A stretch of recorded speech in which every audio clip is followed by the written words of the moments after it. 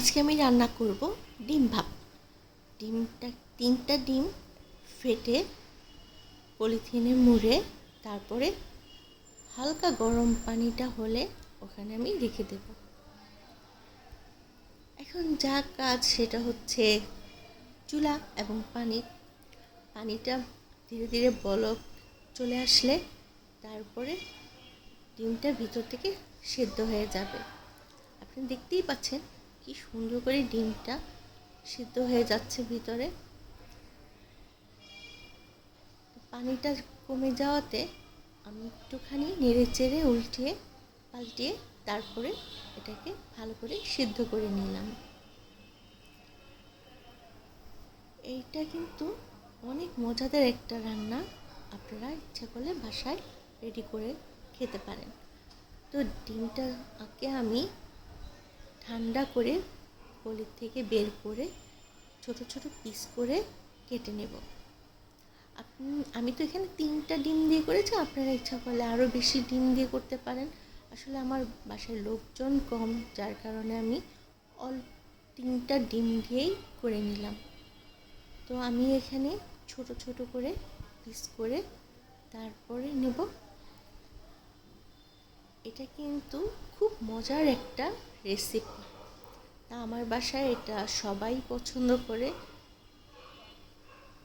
আশা করছি আপনারাও পছন্দ করবেন। তা আমি ডিমগুলোকে ছোট ছোট পিস করে কেটে নিলাম। একদম দেখতে দেখা যাচ্ছে পুডিংয়ের মতো। এখানে কিন্তু অনেকগুলো পিস করা হয়ে গেছে আমার। তো এখন এই পিসগুলোকে আমি সরিয়ে রাখবো। এখন আমি গোটা গোটা করে কেটে সরিষার তেলে আলুগুলোকে ভেজে নেব। আলুগুলো ভেজে নিলে কিন্তু খুব টেস্টি হয়।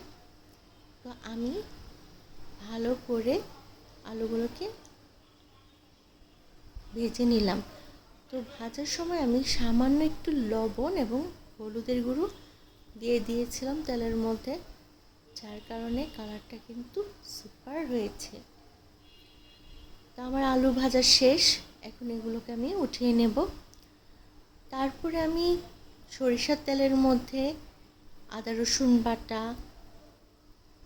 1 চামচ হলুদ, মরিচ, ধনিয়া গুঁড়া আর হচ্ছে জিরা গুঁড়া আর লবণ দিয়ে ভালো করে মশলাটাকে কষিয়ে নেব। আপনারা কিন্তু স্বাদ মতো লবণ যে যেরকম পছন্দ করেন দেবেন। আর আমি এখানে ঝালটা কিন্তু একদম কম দিয়েছি, ঝাল বেশি দেইনি। তা এখন আমি ভালো করে মশলাটাকে কষানোর জন্য ঢেকে দেব। কিছুক্ষণ কষানো হয়ে গেলে ঢাকনাটা তুলে আমি সেখানে আগে থেকে যে ভেজে রেখেছিলাম আলুগুলো সেটাকে দিয়ে সেই মশলার সাথে ভালো করে কষিয়ে নেব।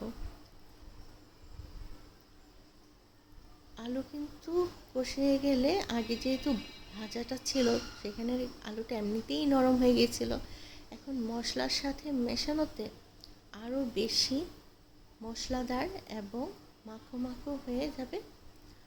এই আলুটা কিন্তু আলুর দম হিসাবেও এভাবে খাওয়া যায়। তবে না, আমি আজকে আলুর দম রান্না করছি না, করছি ডিমের দম আলু দিয়ে রান্না। তো এখন আমি আলুটাকে ঢেকে দেব যাতে সুন্দরভাবে কুক হয়ে যায়। তো দেখতেই পাচ্ছেন ঢাকনাটা তোলার পরে কি সুন্দর একটা মশলার কালার চলে আসছে। তারপরে এখন আমি সামান্য পরিমাণে পানি দিয়ে দেব।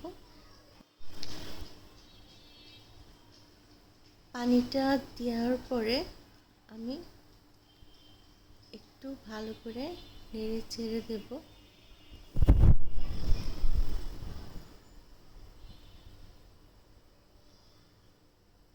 এটা কিন্তু একদম ঝোল খাওয়া যায়, আবার একদম মাখো মাখো করে দেওয়া যায়, অথবা একদম ভুনা ভুনাও করে দেওয়া যায়। সেটা আপনার চয়েস অনুযায়ী করতে পারেন। তো কারণ সবার তো আর একরকম মুখের স্বাদ না, তো আমি আলুটাকে ঢেকে দেব যাতে পানিটা ভালো করে ফুটে আসে।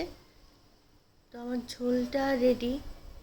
এখন আমি ডিমগুলোকে ছেড়ে দেব আলু আর পানির মাঝে।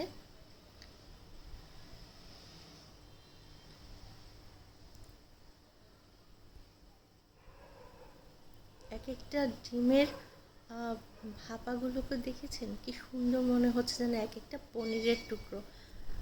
তো দেখতে কিন্তু অনেক সুন্দর লাগছে। এখন আমি ভালো করে আলুর ঝোলের সাথে ডিমটাকে নেড়ে চেড়ে একটু ডুবো ডুবো করে দেব। তো আমি কিন্তু এখানে আর পানি দেব না। এখন যেহেতু আলুটা আমার পুরোপুরি সিদ্ধ হয়ে গেছে, তো আমি এখন গরম মশলার গুঁড়া আর সামান্য পরিমাণে ভাজা জিরার গুঁড়া দিয়ে দেব।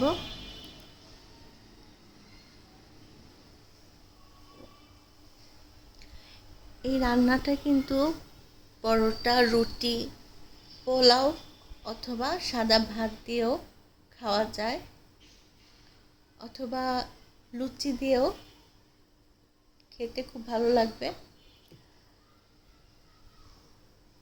তা এখন আপনাদের এই রেসিপিটা কেমন লাগলো প্লিজ কমেন্ট করে জানাবেন। আর যদি ভিডিওটা ভালো লাগে তাহলে একটা লাইক আর একটা সাবস্ক্রাইব করে দিয়ে পাশে থাকবেন। তো হয়ে গেল আমার আজকের রেসিপি ভাপা ডিম। তো আপনাদের যদি আমার রেসিপিটা ভালো লাগে তাহলে প্লিজ লাইক এবং শেয়ার করবেন আর একটা কমেন্ট করে জানাবেন। ধন্যবাদ।